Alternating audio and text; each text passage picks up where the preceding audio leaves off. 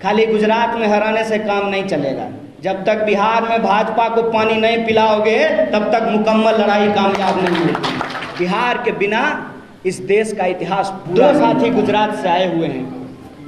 दोनों साथी ने बताया कि आज उनकी मीटिंग थी राहुल गांधी जी के साथ गुजरात को लेकर के। हम लोग रास्ते में आते हुए चर्चा कर रहे थे और एक बात पे हम लोगों की सहमति बनी कि देखो भाई, खाली गुजरात में हराने से काम नहीं चलेगा। जब तक बिहार में भाजपा को पानी नहीं पिलाओगे तब तक मुकम्मल लड़ाई कामयाब नहीं होगी। और ये बात मैं इसलिए कह रहा हूं कि बिहार की धरती ज्ञान की धरती है। भगवान महात्मा बुद्ध को यहीं पे ज्ञान मिला है। बिहार की धरती तपस्या की भूमि है, तप की भूमि है। चाणक्य भी यहाँ पैदा हुए और आप पावापुरी जाकर के देख लीजिए, जैन मुनियों की तपस्या की ये भूमि मानी जाती है। और बिहार की धरती परिश्रम की भूमि है। ज्ञान, तपस्या और परिश्रम की भूमि है बिहार। और जब मैं परिश्रम की बात करता हूं तो आप दशरथ मांझी का नाम याद रखिएगा। एक हथौड़ी और छेनी लेकर के उस इंसान ने पहाड़ काट करके रास्ता बना दिया। ये बिहारी होने का मतलब होता है। बिहार वो भूमि है। मैं अपने गुजरात के दोस्तों को कहना चाहता हूं कि आपके यहाँ पोरबंदर में मोहनदास करमचंद गांधी पैदा हुए थे, लेकिन वो गांधी जब बिहार की इस ज्ञान, तपस्या और परिश्रम की भूमि पे आए तो हमने उनको महात्मा बना दिया। ये बिहार की भूमि है। ये बिहार की भूमि है कि आप कोई दौर उठा करके देख लीजिए, इतिहास का कोई दौर उठा करके देख लीजिए, बिहार के बिना इस देश का इतिहास पूरा नहीं होता है। खुशी की बात है, थोड़ी अफसोस की भी एक बात है। कल श्री बाबू की जयंती थी। श्री बाबू ने जो है एक रिकॉर्ड बनाया था सबसे ज़्यादा दिनों तक मुख्यमंत्री होने का। श्री बाबू जो काम करके चले गए उनका रिकॉर्ड अभी तक बीट नहीं हो पाया है। और हमारे कुछ दोस्त पूछते हैं कि बिहार को कांग्रेस पार्टी ने क्या दिया। बिहार को बिहार कांग्रेस पार्टी ने बनाया। इस बात को हमको गर्व से स्वीकार करना है। और आज हमारी सबसे बड़ी चुनौती क्या है? आज दिन है अशफाक उल्लाह खान का। अशफाक और बिस्मिल की दोस्ती के बारे में आप सब लोगों ने शायद देखा होगा, आप लोगों ने उसको पढ़ा होगा कि उनकी दोनों की जब बातचीत होती है तो अशफाक कहते हैं राम प्रसाद बिस्मिल से, देखो दोस्त, तुम्हारे धर्म में पुनर्जन्म है तो तुम तो जाओगे वहाँ और भगवान से कहोगे कि हमको दोबारा भारतीय बना करके भेज दीजिए, हमको ब्रिटिशर्स के दांत खट्टे करने हैं।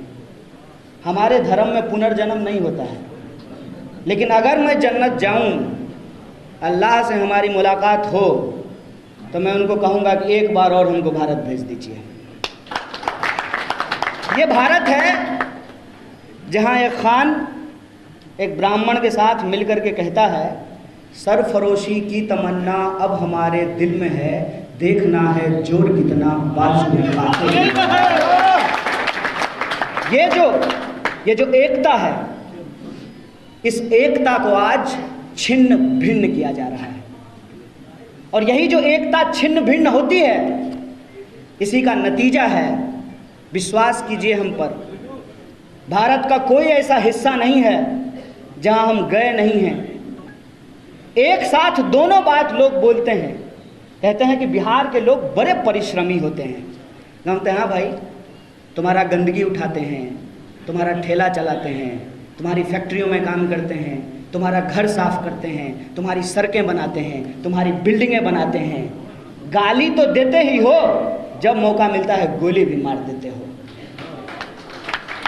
मैं बिहार की इस जनता से यही कहना चाहता हूं कि बिहार के उस इतिहास का पुनर्जागरण हमको करना पड़ेगा। और बिहारी होने का मतलब गाली नहीं, गौरव है। ये हमको पुनर्स्थापित करना होगा। यही हमारी आज की लड़ाई है। कई साथियों ने कहा कि कैसे करेंगे, कैसे होगा ये। तो मैं एक बात उनको कहना चाहता हूं कि जो पार्टी इस देश को आज़ादी दिलाई है, वो पार्टी ही इस देश की आज़ादी को बचा भी सकती है। इस बात को अपने दिमाग में डाल लीजिए। इस बात को हम तमाम लोगों को समझ लेना होगा। जात और धर्म के नाम पे समाज का बंटवारा दरअसल इस देश की जो आम आवाम है, उनके हक हुकूक को छीनने और मारने की साजिश है। यह बात हमको समझना पड़ेगा। सामाजिक न्याय के साथ साथ हमको सामाजिक एकता की जरूरत है। यह बात हमको अपने दिमाग में डालना पड़ेगा। और बिहार में रहने वाले 12 करोड़ से ज़्यादा लोग, चाहे वो तिलक लगाते हों या टोपी पहनते हों, चाहे वो मंदिर जाते हों या मस्जिद जाते हों, चाहे वो खेत में काम करते हों या फैक्ट्रियों में काम करते हों, चाहे वो बिहार में रहते हों या बिहार के बाहर रहते हों, वो तमाम जो बिहार के लोग हैं, उनके रोजी रोटी, कपड़ा, मकान, शिक्षा, स्वास्थ्य, सड़क, बिजली, पानी और आत्मसम्मान की लड़ाई कांग्रेस पार्टी लड़ेगी। इसी संकल्प के साथ हम इस मंच पे आप तमाम लोगों के साथ इस परिवार में सम्मिलित हुए हैं। एक साथी ने हमको कहा कैसे कीजिएगा, तो हमने कहा अपने दोनों दोस्तों की तरफ इशारा करके कि देखिए हार्दिक की तरफ, देखिए जिग्नेश की तरफ और देखिए हमारी तरफ। कोई पृष्ठभूमि है, कोई पृष्ठभूमि है, कोई परिवार में ऐसा है जिसका नाम लेकर के हम लोग राजनीति कर सकें? है कोई हमारा इतिहास? हम आपकी तरह एक साधारण इंसान का बच्चा है। हम तीनों का कोई पृष्ठभूमि नहीं है। प्रश्न ये उठता है कि हम कांग्रेस पार्टी में क्यों आए हैं। हम कांग्रेस पार्टी में इसलिए आए हैं कि गर्व के साथ हम आपको इस मंच से खड़ा होकर के बोलते हैं, जिसके पास बाबूजी का थाती है ना, सब अपने अपने छाती में उसको लपेट लिया है। कोई बांटने के लिए तैयार नहीं है।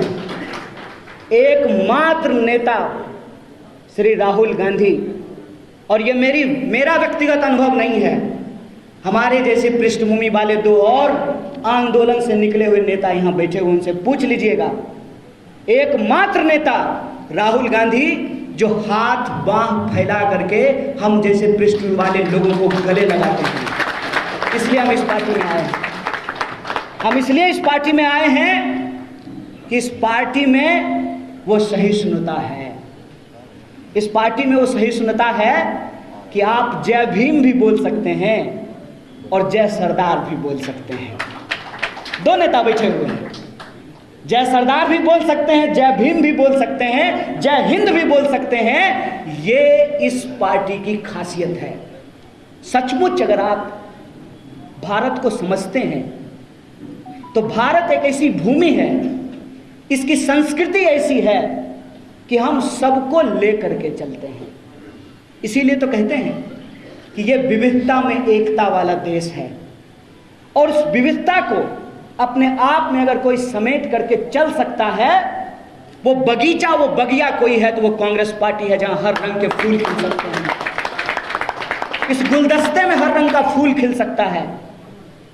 इसीलिए हमारी ये समझदारी है कि अगर इस देश में लोकतंत्र के प्रति आपकी चिंता है, अगर आपको सचमुच किसी मरते हुए इंसान को देखकर तरफ होता है, आपको सचमुच लगता है कि हमारा देश झूठों के हाथ में चला गया है, तो सदाकत का मतलब सच्चाई होता है। आइए हमारे साथ हाथ मिलाइए, ये वो वक्त है कि मिलकर के इसके खिलाफ लड़ा जाए। बिल्कुल साफ समझ है, कोई इफ बट नहीं है, कोई तू मैं नहीं है। बिल्कुल सीधी बात है।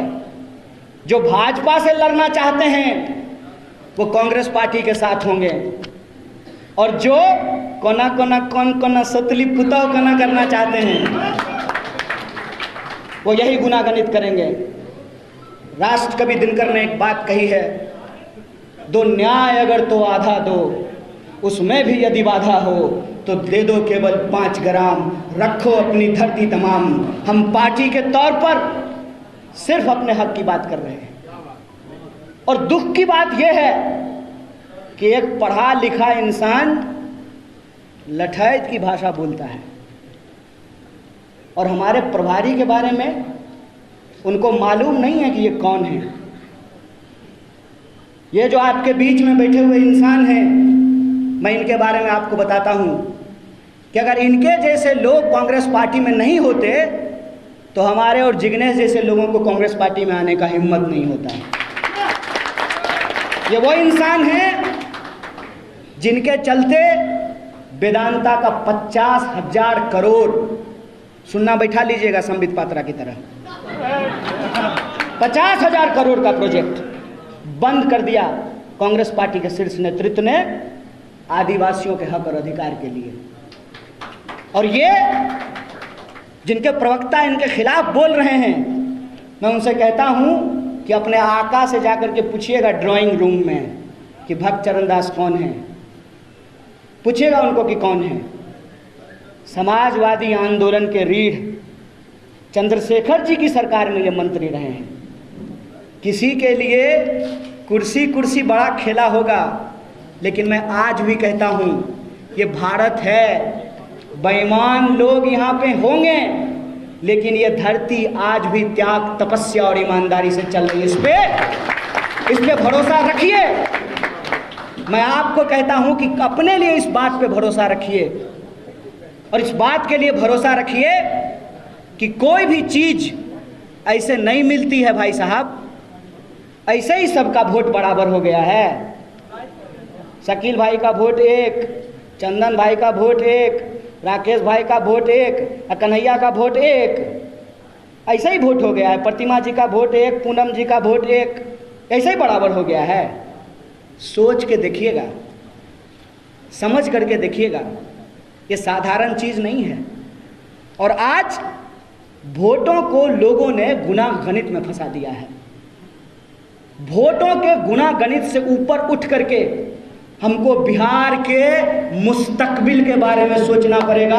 इसलिए आज हम इस धरती पर आए हैं, इसीलिए आज हम यहाँ जब सभा कर रहे हैं तो किसी के ऊपर हम अनावश्यक टिप्पणी नहीं करना चाहते हैं।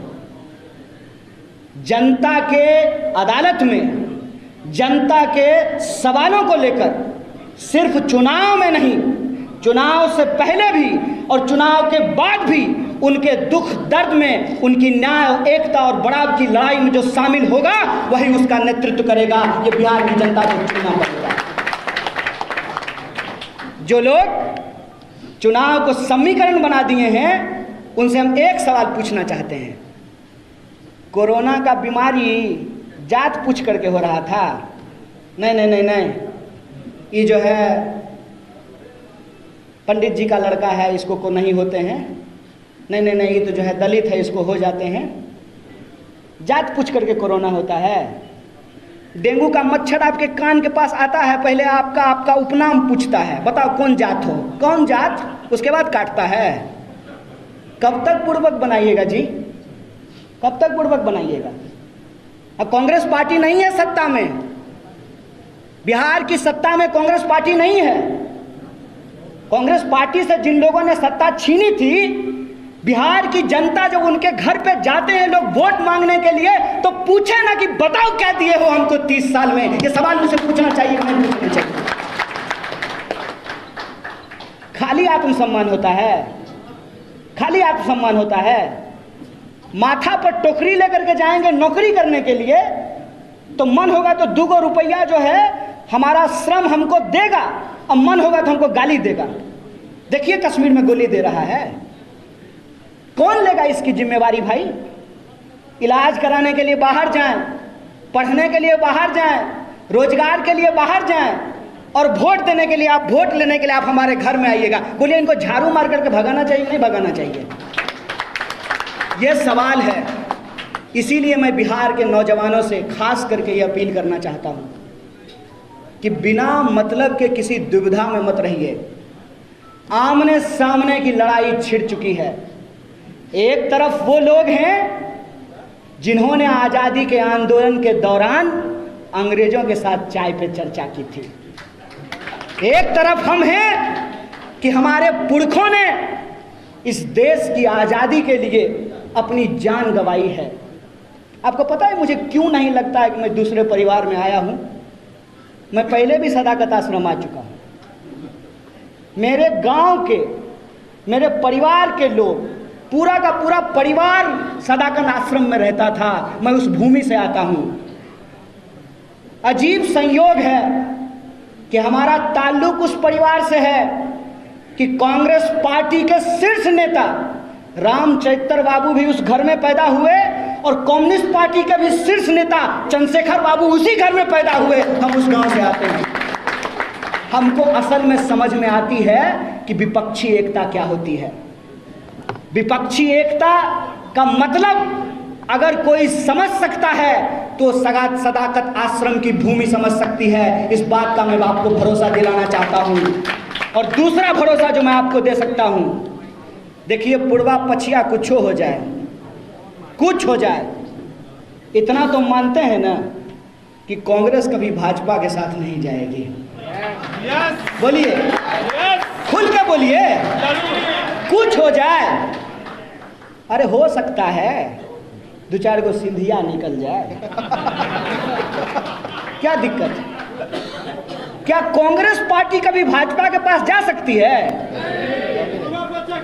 और एक इतिहास और बता देते हैं, सीना ठोक के बोलते हैं, कल से प्रवक्ता जवाब दें कि कांग्रेस पार्टी को छोड़ करके कौन ऐसी पार्टी है जिसने भाजपा के साथ गला नहीं मिलाया है?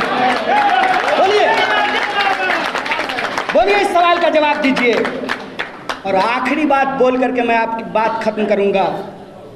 मैं बिहार के तमाम वो लोग जिनको बिहारी होने पे गर्व महसूस होता है, बिहार के वो तमाम नौजवान जिनको लगता है कि बिहार का मुस्तकबिल बदलना चाहिए, जब हम जाएं तो लोग सम्मान के साथ कहे कि अरे आइए आइए, आप तो बुद्ध की ज्ञान भूमि से आए हैं।